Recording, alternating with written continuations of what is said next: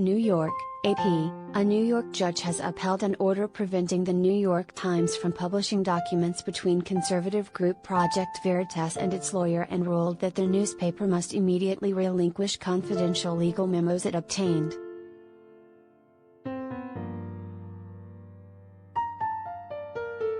The decision Thursday by State Supreme Court Justice Charles D. Wood in Westchester County, released Friday, comes in a defamation lawsuit Project Veritas filed against the Times in 2020.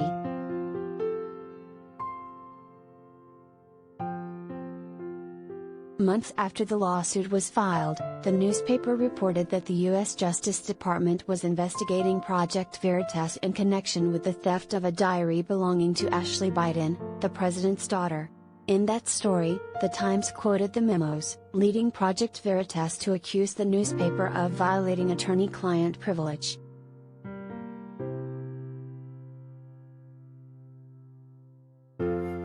Wood upheld his earlier order preventing the Times from further publishing the memos, and also ruled that the newspaper must turn over physical copies of the documents and destroy electronic versions.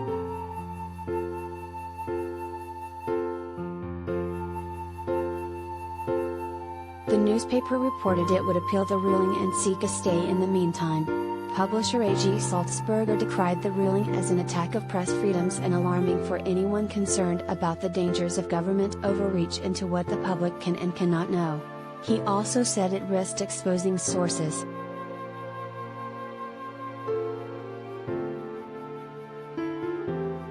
In defiance of law settled in the Pentagon Papers case, this judge has barred the Times from publishing information about a prominent and influential organization that was obtained legally in the ordinary course of reporting, Sulzberger said in a statement reported by the Times that also asserted there was no precedent for Wood's decision.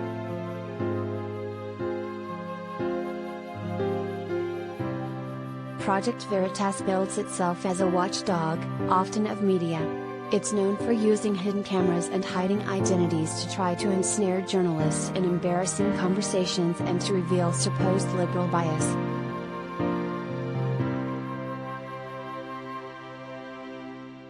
In a statement Friday, Project Veritas lawyer Elizabeth Locke hailed the ruling as a victory for the First Amendment for all journalists and affirms the sanctity of the attorney-client relationship.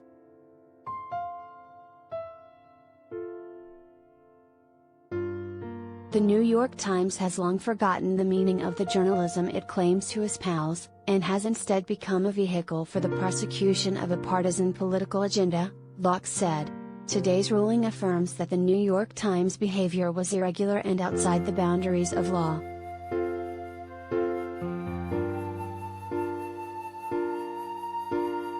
Wood also pushed back against the idea that the order endangered press freedoms, writing in his ruling that steadfast fidelity to, and vigilance in protecting First Amendment freedoms can't infringe on the fundamental rights of attorney-client privilege or privacy.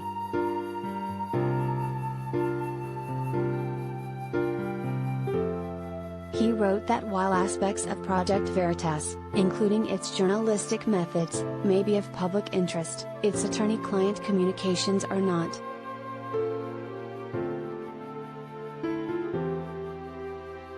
News organizations, including the Associated Press, supported the Times and asked the court not to impose what they called an unconstitutional prior restraint on speech in a friend of the court brief filed last month by the Reporters Committee for Freedom of the Press.